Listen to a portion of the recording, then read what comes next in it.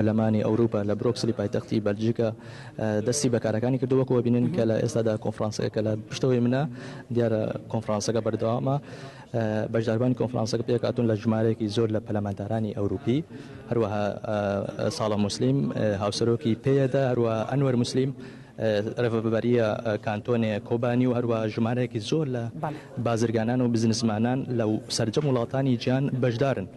هەروەها ئەمێ ئەماژە بۆکەم دیارە لە ئێستادا میوانێکمە لە ئەویش بەڕێز دکتۆر عەبدولکەریم عومەر وەزیری خارجی کانتۆنی جەزیرە لە ڕۆژاوای کوردستان بۆ زانیاری زیاتر لەسەر ئەو کۆنفرانسە دەمانەوێت زانیاری زیاتر لە بەڕێزەوە وەرگرین. سەرەتا زۆر سوپاس بۆ جەنابێت. ئامانج و هەدەفی ئەم کۆنفرانسە چییە؟ سلافو رێز ئەڤ کۆنفرانسی ناو دەوڵەتی ئێگۆل بەرلەمانە ئەوروپا تێبدەرخستن لە بروکسلێش بۆی ئاری کار بنش بۆ ژن و ئاواکردنا کۆبانێ بەشێک مەزن وەزارەتن کارێ دەرڤە ئێتەوەیە ئەوروپا و سازین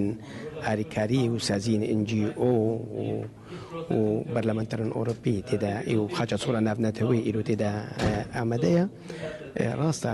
کۆبانی هات ڕێزگارکردن باریکاریە کۆلاسیۆنە ناونەتەوەی لێ تەوایە کۆبانی هات ڕۆخواندن و شەرێک گوڵ کۆبانی دەبوو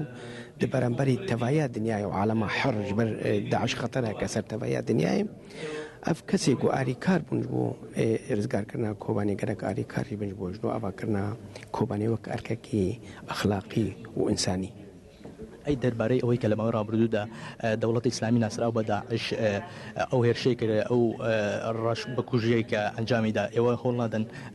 ئەم کارەساتە وەکو بە جینۆسایدی بناسیێنن لە پەرلەمانی ئەوروپا؟ di pêşe rojê de mümkün e em ya bînin ziman lê ev konferans hatî bi derxistin ji bo jin û avakirina Kobanî ji xwe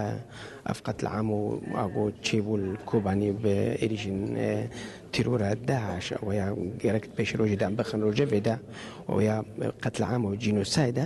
ew ya di demekê dîde di konferansekê dîde em karin şeklekî تایبەت ئەم تێخن ڕۆژەوێدا وم بێنن گۆ ئەوژی و بێ ناسکردنەوە قەتلعامەکە و جنۆسایدی بۆ خاتری کورد ڕۆژاوای کوردستانی و کانتۆنە کۆبانی. سەرەتای کۆنفرانسەکە مارتن شۆڵز سەرۆکی پەرلەمانی ئەوروپا لە ڤیدیۆ شۆیەکدا وتارێکی تایبەتیە بوو لە وتارەکە باسی لە چی کرد؟ ویاجی ئانی زمان گۆگەرەکە ئاریکار بن وەک بەرلەمانە ئەوروپی وەک دەوڵەتن ئەوروپی و سازیین ئاریکاری و سازیین NGO گەرەک ئەماری کار بن بۆ ژن و ئاواکردنا کۆبانێکی بەر کۆبانی بەتەوایی هاتێ ڕۆخناندن و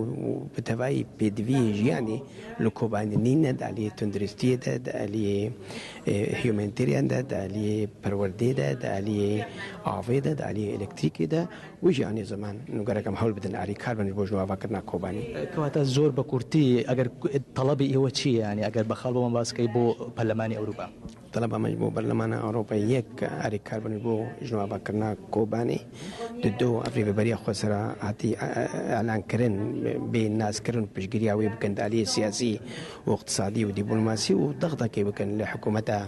تورکی ji بۆی سەکناندنە ئاریکاریە خوا بێ تیرۆرە داعش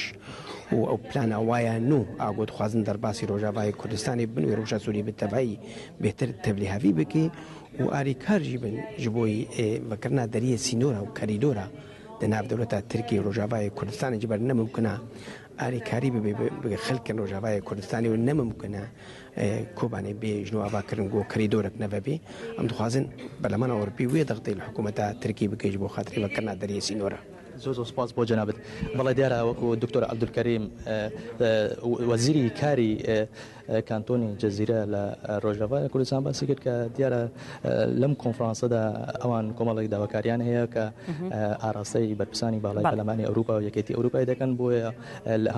دیارە هاوکاری ئەمەتەکەنیان دانوێن لە ڕووی مرۆیی و هەروە لە ڕووی سەربازی بێت. بەڵەشێدا بەڵێ بەرزان سوپاس بۆ تۆ، سوپاس بۆ زانیاریەکانی دکتۆر عەبدولکەریم وەزیری دەرەوەی کانتۆنی جەزیرە کە لە برۆکسلی پایتەختی بەلجیکا لەگەڵمان بووی. بەردەوام دەبین لە هەواڵەکان. نەتەوە یەکگرتوەکان ڕایگەیاند لە سەرەتای ئەم ساڵەوە 135